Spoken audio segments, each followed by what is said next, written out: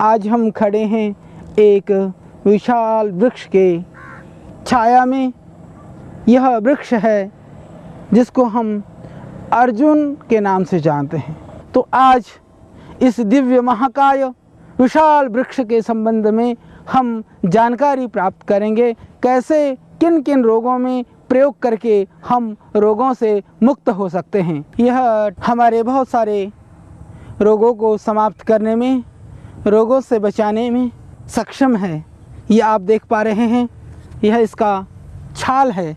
मुख पाक में यदि मुंह में फोले हो गए हैं, अंदर मुंह सड़ने लगा है, गम्स में बहुत परेशानी आई है, तब भी यदि इस ताज़े छाल को आप कूट करके इसका काढ़ा बना करके यदि आप कुल्ला करते हैं तो इससे जो मुख पाक की व्याधि है, मुख के अंदर जो इन्फेक्शन है, उसको आप समूल समाप्त कर सकते हैं। जड़ से उस बीमारी में इससे आप लाभ प्राप्त कर सकते हैं।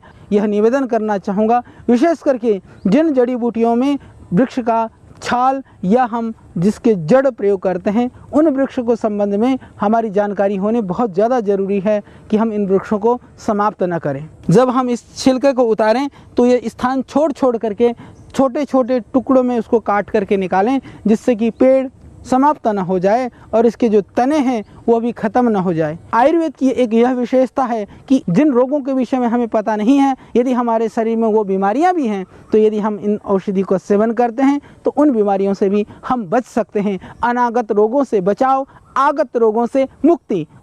एक रोग के लिए आपको बहुत सारी औषधियाँ खाने की जरूरत नहीं, बहुत सारे रोगों के लिए अलग अलग औषधियाँ।